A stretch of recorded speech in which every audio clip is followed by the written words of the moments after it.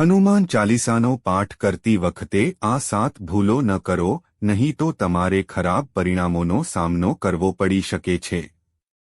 ભક્ત બજરંગબલી પ્રસન્ન થાય આ માટે મોટા ભાગના લોકો હનુમાન ચાલીસાનો પાઠ કરે છે.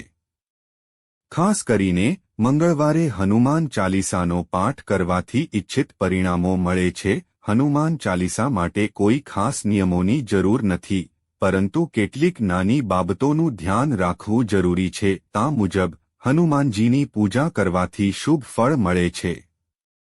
એવું માનવામાં આવે છે કે તેમની પૂજા કરવાથી લોકોની બધી ઈચ્છાઓ પૂર્ણ થાય છે અને શુભ ફળ મળે છે. આ કારણોસર તેમના ભક્તો તેમને પ્રસન્ન કરવા માટે ઘણા ખાસ ઉપાયો અજમાવે છે. એવું માનવામાં આવે છે કે જે કોઈ ભગવાન હનુમાનની પૂજા કરે છે તે સમૃદ્ધિ, સંપત્તિ અને સકારાત્મક ઉર્જાથી ભરપૂર બને છે. એવું માનવામાં આવે છે કે ચાલીસાનો નિયમિત પાઠ આ ભગવાનને પ્રસન્ન કરે છે અને તેમને બધી મુશ્કેલીઓથી મુક્તિ આપે છે. હનુમાન ચાલીસામાં લગભગ 40 ચતુર્થાંશ છે. એવું માનવામાં આવે છે કે જો કોઈ વ્યક્તિ હનુમાન ચાલીસાનો પાઠ કરતી વખતે બધા નિયમોનું પાલન ન કરે તો તેને પૂજાનો સંપૂર્ણ લાભ મળતો નથી. તો ચાલો જાણીએ હનુમાન ચાલીસાનો પાઠ કરતી વખતે કઈ ભૂલો ટાળવી જોઈએ. પરંતુ તે પહેલાં જો તમે પણ ઈચ્છો છો કે બજરંગબલીના આશીર્વાદ તમારા પર રહે તો કૃપા કરીને આ વિડિયોને લાઇક કરો અને ચેનલને સબસ્ક્રાઇબ કરો. અને કૃપા કરીને કોમેન્ટ બોક્સમાં જય બજરંગબલી લખો. કોઈપણ મધ્ય ચોપાઈથી પાઠ શરૂ કરવો. જ્યોતિષીય માન્યતાઓ અનુસાર જ્યારે કોઈ વ્યક્તિ યોગ્ય રીતે હનુમાન ચાલીસાનો પાઠ કરે છે ત્યારે તેનાથી ઘણા ફાયદા થાય છે. તે જ સમયે તમારે ક્યારે પણ વચ્ચેથી કોઈ ચોપાઈમાંથી ચાલીસાનો પાઠ ન કરવો જોઈએ. જો તમે હનુમાન ચાલીસા વાંચવા જઈ રહ્યા છો તેથી તમારે તેને વ્યવસ્થિત રીતે સંપૂર્ણ રીતે વાંચવું જોઈએ અને પછી જ તમારે તે સ્થાન છોડી દેવું જોઈએ. ક્યારે મધ્ય ચોપાઈથી પાઠ શરૂ કરશો નહીં. જો તમે કોઈ પાઠ કરી રહ્યા છો તો તમારે તેને સાચા હૃદયથી કરવું જોઈએ, નહીંતર તમને તેનો પાઠ કરવાનો લાભ ક્યારેય નહીં મળે. 2. સ્વચ્છ શરીર અને મન સાથે વાંચન કરવું. એવું માનવામાં આવે છે જો તમે ઘરે હનુમાન ચાલીસાનો પાઠ કરો છો તો હંમેશા મંદિરમાં દીવો પ્રગટાવીને શુદ્ધ શરીર અને મનથી કરો. હનુમાનજીનું ધ્યાન કરતી વખતે આનો પાઠ કરો. 3. તામસિક ખોરાક અને દારૂનું સેવન. જો તમે હનુમાન ચાલીસાનો પાઠ કરતી વખતે ભૂલથી પણ માંસાહારી ખોરાક કે દારૂનું સેવન ન કરો. આમ કરવાથી તમે હનુમાનજીના ક્રોધનો ભોગ બની શકો છો. હનુમાનજી બ્રહ્મચારી છે અને તેમણે હંમેશા માંસાહારી ખોરાક અને દારૂ ખાવાથી દૂર રહેવું જોઈએ, તો જ તમને પૂજાનું ફળ મળશે. 4. કોઈની સાથે બિનજરૂરી રીતે લડવું. જો તમે હનુમાન ચાલીસાનો પાઠ કરતી વખતે ધ્યાનમાં રાખો કે તમારે ભૂલથી પણ નબળા લોકોને હેરાન ન કરવા જોઈએ અને કોઈની સાથે બિનજરૂરી રીતે ઝઘડો ન કરવો જોઈએ.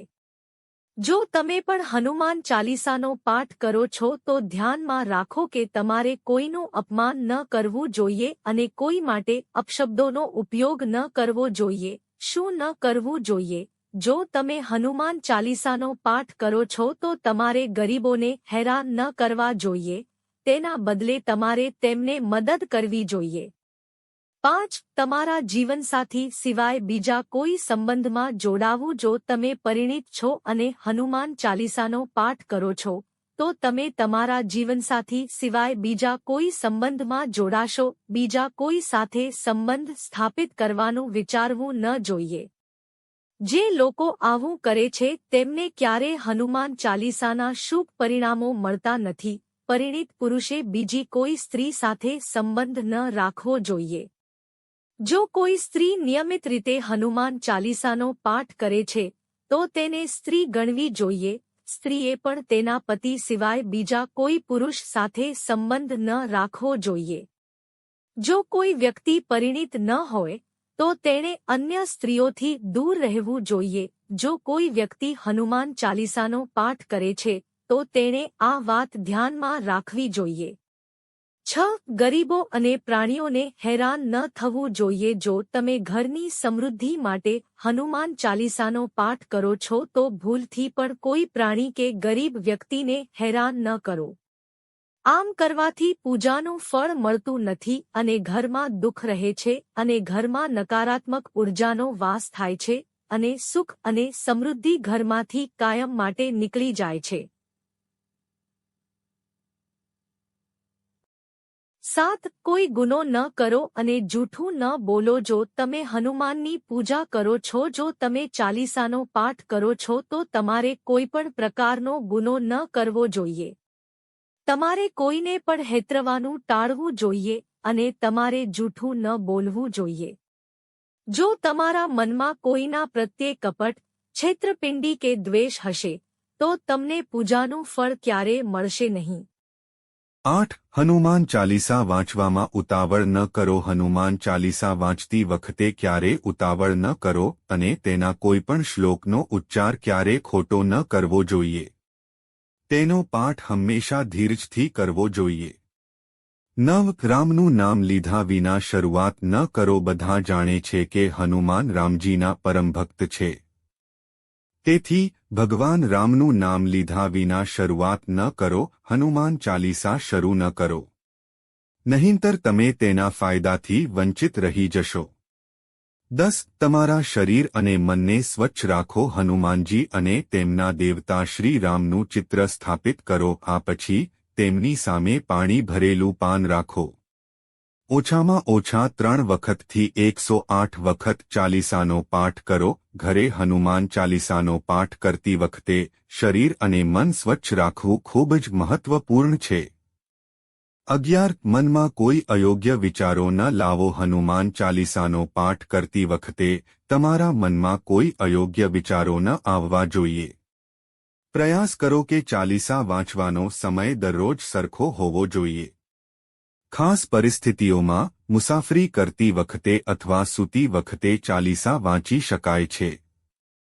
12. મંગળવાર અને શનિવારે હનુમાનના દર્શન. જે વ્યક્તિ હનુમાન ચાલીસાનો પાઠ કરે છે તેણે મંગળવાર અને શનિવારે હનુમાન મંદિરમાં જઈને હનુમાનના દર્શન કરવા જોઈએ. મંગળવાર કે શનિવારે હનુમાન મંદિરમાં જઈને ઘીનો દીવો પ્રગટાવીને અને હનુમાન ચાલીસાનો પાઠ કરીને જીના દર્શન ચોક્કસ કરવા જોઈએ.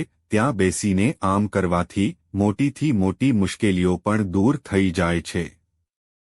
13. ખરાબ સંગત ધરાવતા લોકો સાથે ક્યારેય ન રહો. જો તમે હનુમાન ચાલીસાનો પાઠ કરો છો પણ ખોટા લોકોની સંગતમાં બેસો છો અને તેમના ખોટા કાર્યોમાં તેમને ટેકો આપો છો તો તમારું પતન નિશ્ચિત છે. તેથી જ આવા લોકોથી દૂર રહો. 14. જ્યોતિષ શાસ્ત્ર અનુસાર મંગળવારે આ મંત્રનો 3 વાર પાઠ કરવો ખૂબ જ શુભ માનવામાં આવે છે. જ્યારે પણ તમે પાઠ કરો ત્યારે પહેલા એક વાસણમાં પાણી ભરો. ત્યારબાદ જ્યારે હનુમાન ચાલીસાનો પાઠ પૂર્ણ થાય ત્યારે તે પાણી પી લો. આનાથી તમને ફક્ત લાભ જ નહીં મળે પણ હનુમાનજી તમારા પર પોતાના આશીર્વાદ પણ વરસાવશે. 15. પરિવારમાં સૂતક સમયગાળો. જ્યારે કોઈ વ્યક્તિ મૃત્યુ પામે છે ત્યારે સૂતકનો સમયગાળો માન્ય રહે છે. જ્યાં સુધી આ સૂતકનો સમયગાળો રહે છે ત્યાં સુધી આપણે હનુમાન સહિત કોઈને યાદ રાખવાની જરૂર નથી. આ સમય દરમિયાન કોઈ પણ દેવતાની પૂજા ન કરવી જોઈએ. મંદિરમાં પણ પ્રવેશ ન કરવો જોઈએ. મિત્રો, જો તમને વિડિયો ગમે તો લાઇક અને સબસ્ક્રાઇબ કરો. આભાર.